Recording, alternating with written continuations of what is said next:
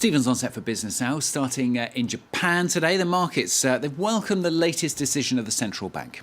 We've seen shares on the Nikkei in Tokyo finish up by almost 2% after the Bank of Japan announced tweaks to its monetary policy. The yen's also dropped against the dollar. This as the bank held interest rates at minus 0.1%, but it set a new target for its government bond buying that allow the yield to remain around zero. The Bank of Japan has been among the most daring in using monetary policy to help stimulate the world's third largest economy in recent years. For more on this, let's go to Japan and we can speak to Seijiro Takeshita, who's a professor in the School of Management and Information at the University of Shizuoka.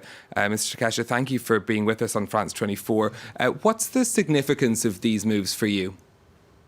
Well, at this point, I think it was basically to soothe the minds of the banks. Let's face it, the recent policy on this negative interest rate was squeezing the banks. It was virtually telling them not to do any business almost, considering that there's been a reversal of long-term and short-term rates for the first time in 24 years. So actually, this is basically to soothe the ground for the banks. And let's face it, in Japan, still we adhere mostly to indirect financing. Our source of funds are mainly from the banks indirectly. So in order to really reactivate the economy, we have to make sure the banks are healthy. And I think this is one of the fairly good moves that the Bank of Japan had done to rectify the current problem. Were you expecting at all a change in interest rates? There'd been lots of speculation about the Bank of Japan taking big steps this time around. The benchmark rate still the same, the amount of bond buying still the same. Were you expecting more? Well, actually, they basically were announcing that they have deeper pockets, which I doubt, but nevertheless, they were announcing that. So I wouldn't have been surprised if they came up with various, lip service type of policies. But the fact is, I think they're really running out of hand. The problem, or to say the ball is in the court of the government side, which should induce more demand through fiscal policies. It's accommodated by the financial policy.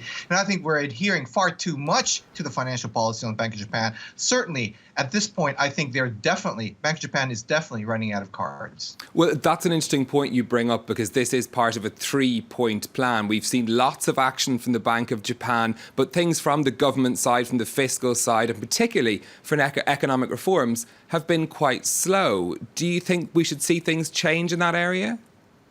Yes, I think, and Mr. Abe is quite aware of that. If you look at his second set of 3 arrows, it's all targeted for structural transitional type of changes.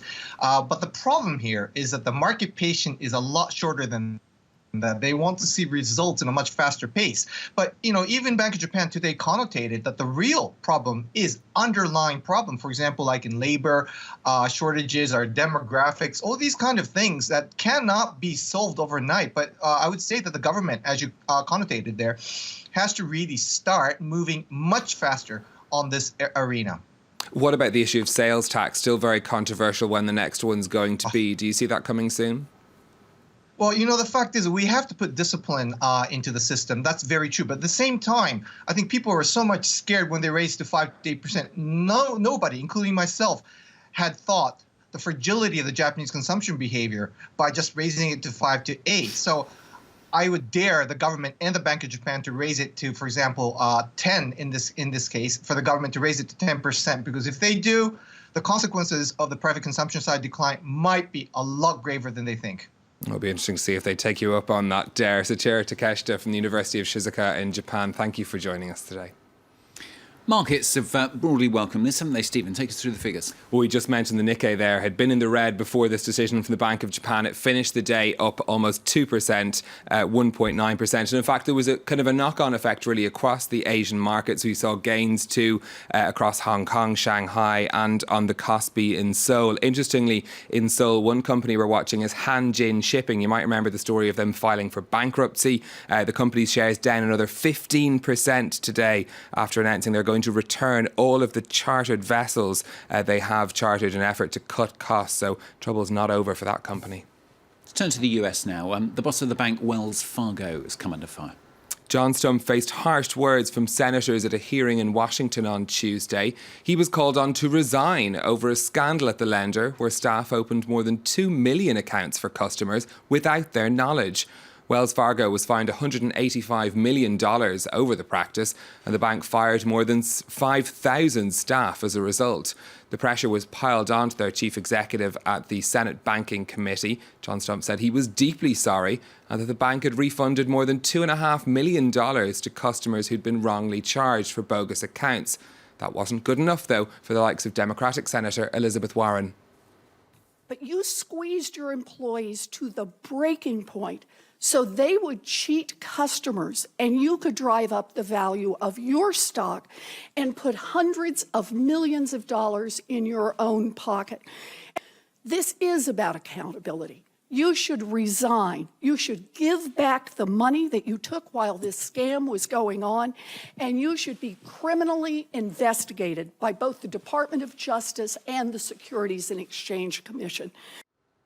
That's Democratic Senator Elizabeth Warren there. Moving on with some more of the day's business headlines for you. US authorities are investigating the oil giant ExxonMobil over how it's been valuing its assets since oil prices plunged. Exxon's is the only major oil firm not to have taken an accounting hit over the price slump. The Securities and Exchange Commission is also examining whether the company misled investors on the impact of climate change in its business. The company says it's fully complying with the inquiry. Staying with the oil industry, Brazil's Petrobras has slashed its investment plans by a quarter. That brings the state-owned oil company's capital spending plans to the lowest level in a decade. Petrobras is struggling to recover from the worst crisis in its history, where billions was siphoned off from the company by former executives and politicians for a period of over 10 years. And Tesla says it's updated the software in its cars after researchers from China successfully hacked into its systems. The team from Keen Security Lab posted this video online showing them remotely manipulating the brakes on the car from a distance of almost 20 kilometres. The carmaker says it's updated its software to prevent anyone else from doing the same. Probably quite a good idea. They also managed to unlock it using a laptop, which was quite impressive. Slightly scary as well. Thank you, Steve. It's Stephen with Business on France 24.